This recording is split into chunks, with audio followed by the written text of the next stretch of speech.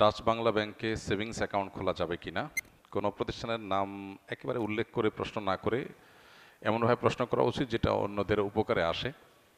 আমরা সেজন্য উত্তরটা সেভাবে দেওয়ার চেষ্টা করছি। প্রথমত, যে ব্যাংকগুলোতে সুদী লেনদেন হয়, সুদী লেনদেন হবে এরকম পলিসিতে অ্যাকাউন্ট করা আর সুদকে মেনে নেওয়া প্রায় এক জিনিস।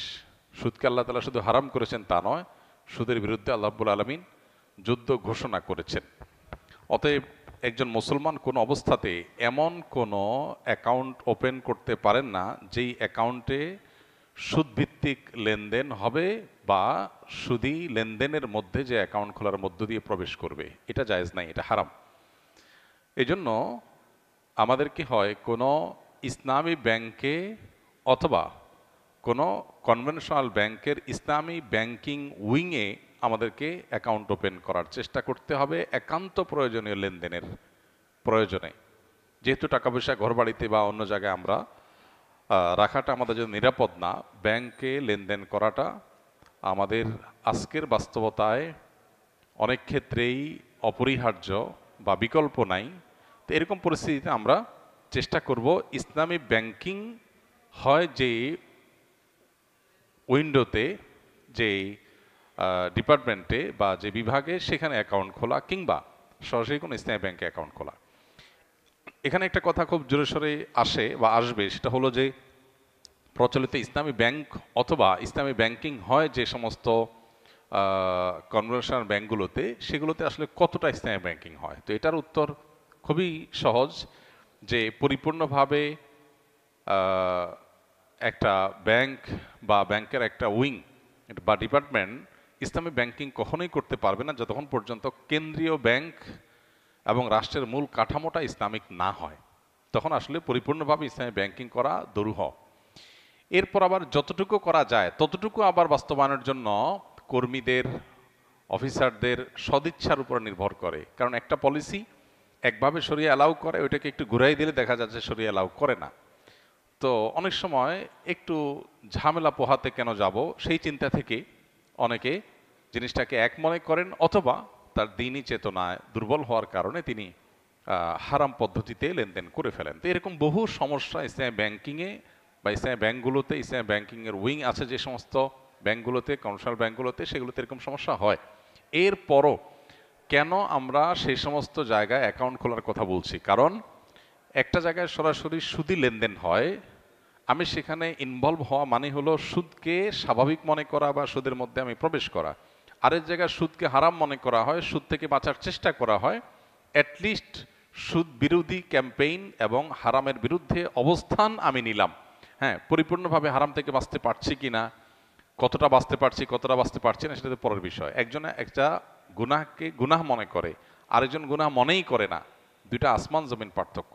তো এই জন্য আমাদের লেনদেন হতে হবে শরিয়া ভিত্তিক লেনদেন, যেখানে হয় বা হবে সেই সংকল্প আছে সেরকম জায়গায়। তা না হলে আমরা সুদকে মেনে নেওয়া বা সুদের সাথে ইউজ টু হয়ে যাওয়া বা সুদকে স্বাভাবিক মনে করা বা সুদকে যারা প্রতিষ্ঠা প্রচার করতে চায় বা সুদের উপরে যে আজকের বিশ্ব অর্থনীতি দাঁড়িয়ে আছে এটার টুল হিসাবে যারা ব্যবহৃত হচ্ছে, আমি তাদের তাদের সহযোগী অথবা তাদের কাজটাকে সহজ করার জন্য আমি ব্যবহৃত হচ্ছি, ব্যাপারটা এরকম হয়ে যায়। এই জন্য একজন ইমানদার কোন অবস্থাতেই এমন কোনো ব্যাংকে লেনদেন করবেন না বা টাকা রাখবেন না যে ব্যাংক তার টাকা দিয়ে সুদী ব্যবস্থাকে আরো শক্তিশালী করবে, অর্থাৎ তারা ইসলামী ব্যাংকিং বা ইসলামী অর্থনীতিতে বিশ্বাস করে না।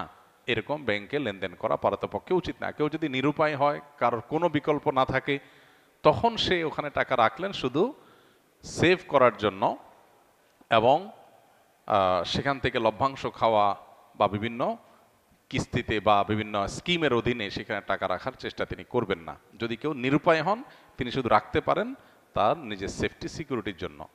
আর যেহেতু আমাদের দেশে উপায় আছে, বহুবিধ উপায় আছে, আমাদের জন্য কোন অবস্থাতেই জায়েজ হবে না ইসলামী ব্যাংকিংকে এক পাশে রেখে সম্পূর্ণ সুদী ব্যাংকিংয়ের মধ্যে প্রবেশ করা বা সুদী ব্যাংকিংয়ের সিস্টেমের মধ্যে থেকে নিজে লেনদেন করা, সেখানে টাকা রাখা বা সেই সিস্টেমটাকে স্ট্রং করা, এটা আমাদের জন্য জায়েজ হবে না।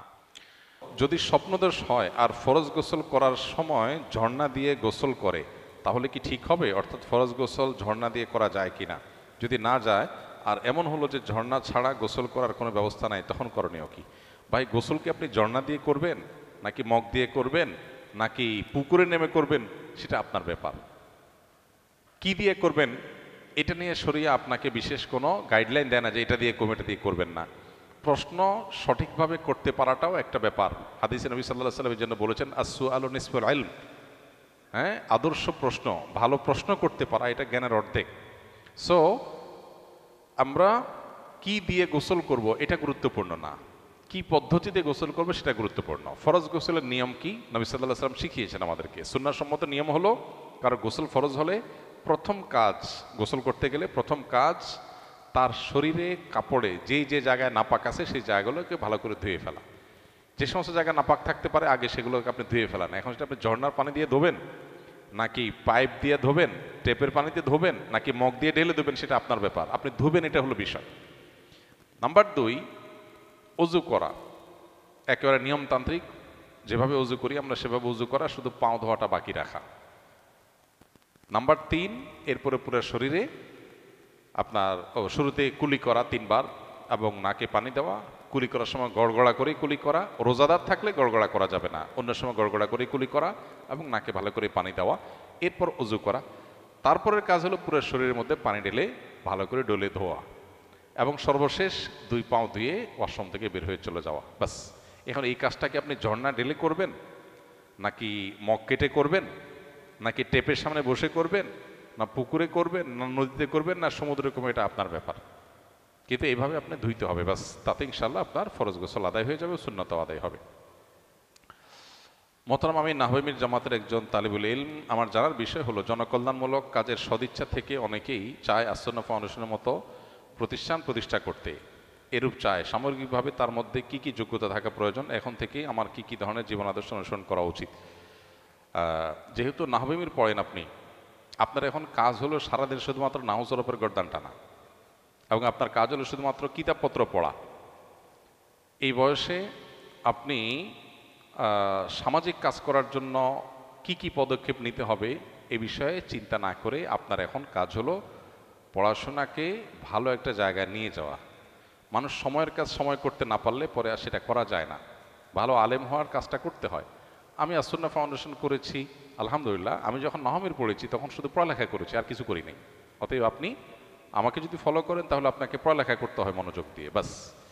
এরপর সময় আসবে ইনশাআল্লাহ যখন আপনি এসব নিয়ে ভাববেন, কাজ করবেন।